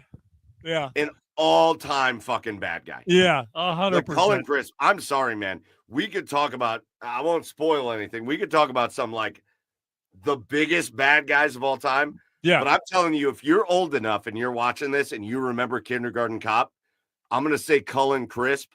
I'm going to say the bad guy from Kindergarten Cop, and you're going to go, fuck yes. That fucking that guy. Yeah. Yeah. Right? Am I wrong? 100%. Am I wrong? No, you're not wrong. No, that guy was creepy. Not just creepy, but just a great bad guy. Yeah, that guy's career, I don't even know what the actor's name is, like Richard Taylor or something like that. Yeah. That guy should have been old Dick Taylor. That guy should have been the bad guy in like 100 more movies. Yeah. He was perfect for that. Right. Amazing. So I'm going with that. All right. Well, my fourth pick, in keeping with your Darth Vader theme, Mike, make way for Dark Helmet. All rise in the presence of Dark Helmet. Yes. I'm surrounded by assholes. No, sir. I didn't see you playing with your dolls again. Good. Yeah. That's great. Dark Helmet. Just your classic comedy movie villain. Obviously, just a dope. Rick Moranis does an amazing job. Oh, he's so good. So good at it. Rick Moranis. Yeah. He was my guy. Yes. I love that, Chad. That is, I think it's the best comedy movie villain of all time. Yeah. Right. I think you just got the number one comedy movie villain. We got to go right to ludicrous speed. Yeah. All right. So for my next one, I do feel like sometimes a villain is the person you have to hate the most. Yeah. And so I'm going to go to Harry Potter. I'm a big Harry Potter guy. I love Harry Potter. Okay. I love all the Harry Potter movies. I think they just got better as they went along. Yeah. And I think you're supposed to hate Voldemort. Okay. Yeah. He's a great villain. I think Voldemort's a great villain, by the way. I think he's a great villain. Yeah. I think you're supposed to hate Voldemort. I think he's supposed to be the scariest part of the show, and everything revolves around him, right? Sure. But I think there's other characters that are meant to play villains, and you've got like Severus Snape, which Alan Rickman again, and you got some of these other guys, but God damn it, if that little blonde shit face is not just one of the great movie villains of all time. And I don't know why I'm blanking on his name. What the hell is the little blonde kid from Harry Potter? Draco Malfoy. Okay. All right. Draco Malfoy. I want to punch a 12-year-old every time I watch the goddamn movie. He's so good. You know what he is? We can't use it because it's a TV show, but Joffrey Baratheon from Game of Thrones. Yeah. Okay. That is Draco Malfoy from Harry Potter. He's the little snot-nosed motherfucker that is like powerful enough for you to hate him. Right, and powerful enough for him to like stick around the whole time. Yeah. Yeah. And I do just deeply, I loathe him. And so I'm going with Draco Malfoy on my list of movie villains. All right. Fair enough. All right. So is this your last one? Yeah. Last one. So let's break it down. Who have you taken so far? I've taken Heath Ledger, the Joker, Heath Ledger's Joker, Shooter McGavin, Hans Gruber, and Dark Helmet. Oh, Joker, Shooter, Helmet, and Hans Gruber. Gruber. And my fifth pick is a chalky one, but he was just another one that just made me physically uncomfortable and creeped out. Like I said, again, a bit chalky, but Hannibal Lecter. Ooh, yeah. Oh. Hannibal Lecter, Anthony Edwards, Hannibal Lecter. When they had those close-ups on his face, it made me feel like he was going to go through the screen and just grab me by my neck and strangle me, dude. He'd scare. I had actually had nightmares about that guy the first time I watched that movie. But yeah, Hannibal Lecter, crazy fucking good villain. Anthony Edwards. Yeah, that's a really good one. I mean, you can't go wrong with that. And listen, we're going to do an honorable mention, and it's going to be great. Yeah. The honorable mention, you could probably win this draft with the honorable mentions.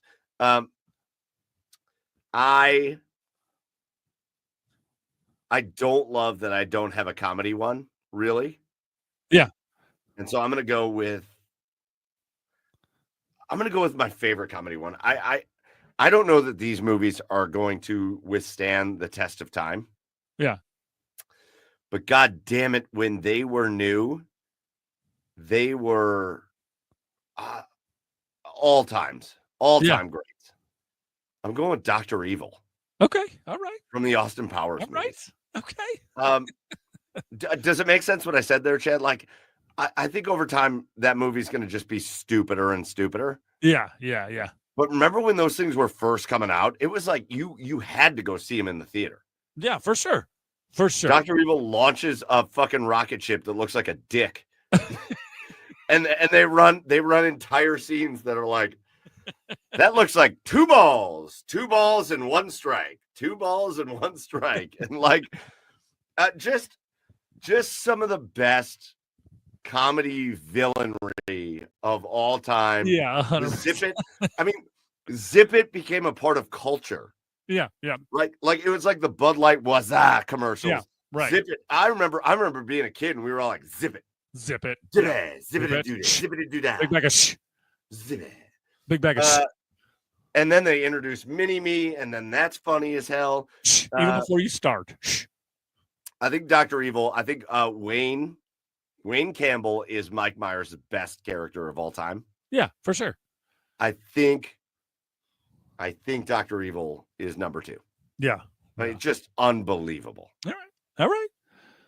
So that's the movie villain draft, but let's talk about a little honorable mention. Oh, Jesus. Because there are some rattle them off, dude. I rattle them off. Beetlejuice, T-1000. Beetlejuice? No, don't rattle off just any villain. What? I'm just saying, don't okay. There's some But I want team. All right, so for me on the comedy one, I was down between Dr. Evil and one other comedy villain. Okay. And God damn it, it was hard to pick. But Judge Smails from Caddyshack. Yeah, of course. I mean, so good. Of course. So good. By Bushwood? Socks? Tony Perkis. Okay, first of all. Yeah, White Goodman. Ben Stiller in a couple of movies. Tony Perkis from Heavyweights and White Goodman from Dodgeball. Yeah. Incredible movie villains. Yeah, 100%. Lex Grossman from Tropic Thunder. Tom Cruise. The only time Tom Cruise was ever a villain in Tropic Thunder. It was amazing. You think about who were the villains in your favorite movies, right? So I think about my favorite movie of all time is always Field of Dreams. Yeah. The redheaded brother-in-law. Yeah. So it's like, we're going to take your farm. We're going to take your farm, Ray. The bank's going to foreclose, Ray. You piece of shit. I hate that guy. He's a great villain, but it's only because it's my favorite movie of all time. Yeah. Who's the best villain in your favorite movie of all time? Well, my favorite movie of all time is Usual Suspects, so Kaiser Sose. Oh, Kaiser Sose is great. Yeah. It's so good. Yeah. That's the makes me first feel movie bad that my favorite movie of all time is Field of Dreams. That makes me feel Yeah. Does the redheaded guy from Field of Dreams stack up to Kaiser Sose? Yeah. No, because he never convinced the world that he didn't exist. Yeah. But then you got to go to. I kind of intentionally left this off, but you kind of have to go to like, Chad. Who's the best Disney villain of all time? Ooh, man. Because you have to. Disney has made a living on villains. Man, that's so hard to pick. I mean, you got Hades, you got Jafar, you got maybe Jafar. Jafar was rapey, man. That's a bad villain. Yeah, man. Gaston, yeah. Ursula, Maleficent. Yeah. Scar. Maybe Scar. Scar might be the best Disney villain of all time. Yeah. Dude straight murders his brother. There was so fucking there was so murder. many good ones. Yeah. How about this? If we're sticking on Disney, we skipped one. Maybe this guy should have been drafted. Maybe this guy should. I kind of feel bad about not drafting this. Thanos. Dude snapped his fingers and killed half the people that ever lived. Just gone. That's a pretty good villain. That's a good ass villain. That's a pretty good villain. Yeah. That's a good ass villain. Yeah. And then I do want to give a shout out. The inspiration to this, and then we're gonna get out of here. The inspiration to this was the Wicked Witch of the West. Yeah, for sure. She should have been drafted. I didn't draft her because I've already brought her up. But when it comes to maybe like original, is she original? Is she the original villain? What year did that movie come out? 1939? 1939, yeah. She could be. And she withstands the test of time. Yeah. To the point where we are all now going to watch this other movie about her. Right. It might make her the best villain of all time. I mean, you can make a case for sure. You can make a case. All right, Chad. Last order of business before we get out of here. 3 cheers of the week. We're only going to have 2 because Joey's not here. But give me your cheer of the week. Who do you got? My cheer goes to Kansas football. I know that's a weird cheer. Yeah. Might be a weird cheer, but we witnessed, if you watch the game, you witnessed history.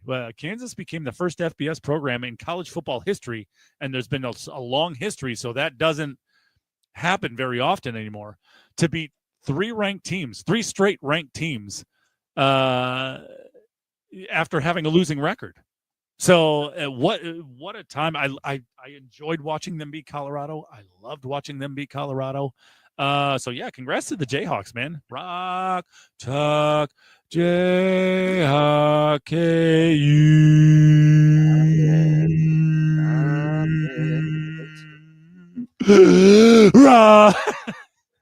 I'm gonna give my shout out.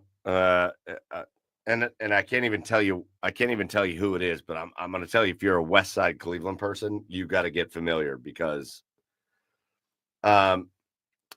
we have become familiar over the last 3 years with the greatest Christmas tree farm of all time. We actually used to come out to like Chesterland to like buy Christmas trees, and you have to like cut them down yourself. And then you load them up and you go, but it's also like $500 to buy a Christmas tree, which is outrageous.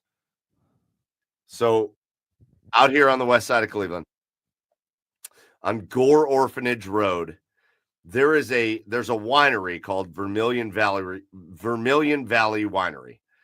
Really cool place, by the way. If you haven't checked it out, you should go check it out. No free ads, but I'll give them a free ad. Go check it out. Right next door, Chad. Right next door. Uh-huh. And I'm a live tree guy. We don't have a fake tree. I like live trees. Right. But we have 20-foot ceilings in the living room. So we got to get a big ass tree. So we found it is what it is. It's not a brag. We just have a tall ceiling. There's nothing braggy about that. Not a big deal. We found this guy next to this winery. He doesn't have signage that's like, hey, come to my house and buy Christmas trees. There's nothing online about it. You just have to know about it. It's like the goddamn, it's like a speakeasy of goddamn Christmas trees. Mm-hmm. And you pull into this dude's driveway, and he's got a whole damn tree farm in the backyard, and every tree is $25. No shit. $25. And you don't have to do any of the work. You just go tell him what tree you want. He goes and cuts that thing down. He loads it onto your car for you, and you just drive it home. You do literally nothing. $25. I think we just went and bought like a 15-foot tree. $25 and brought it home. It is maybe I shouldn't be calling out the best kept secret for Christmas trees in all of Cleveland. But on the west side of Cleveland here, this dude, he's not here to make money. He just has the best time with it ever. He puts Patrick on the tractor and he drives him back, and the two of them cut down the tree and they bring it back. So I'm giving that guy a shout out. Out of Gore Orphanage Road, Vermilion Valley Wineries. It's right next door to it. If you're looking for a Christmas tree, maybe check this dude out, but you gotta just pull into the driveway and trust that you're in the right place. Okay. Which is great. All right, Chad, let's get out of here for episode number 240, man. 240 is in the books. We are almost 1/4 of 1,000 episodes into this podcast. And this one was fun. I do want to give one more cheers out just to all of you guys, everybody that joins us. We do this every year, and it's Thanksgiving week. So here on the Garage Beers podcast, we want to make it sure it is very clear to all of you that we are very thankful for all of you. Everybody that joins us every week, everybody that listens to us, watches us live, hangs out with us, supports us online, just what all our goofy shit that we do. The fact that we do it and you hang out with us makes us very, very thankful. So shout out to all of you for joining us and being a part of this process. Chad, what do you got? No, I was just going to say, we are thankful for everybody, and have a great Thanksgiving. Have a great Thanksgiving. Eat lots of turkey, eat lots of stuffing, potatoes, and vegetables, and the cranberry sauce. I love the canned cranberry sauce. Get after that. Pumpkin pie and all the above. We hope you have a wonderful Thanksgiving. We hope you watch a lot of football, hang out with family, and have a great time. That's going to do it for episode 240 of the Garage Beers podcast. For Joey Whalen, who wasn't here at Garage Beers Joe, for Chad Meyer at Garage Beers Chad, I am Michael Keefe at Garage Beers Mike. Make sure you follow the show at The Garage Beers on all the socials. And until next week for episode 241, we appreciate you. We're thankful for you. And cheers, everybody.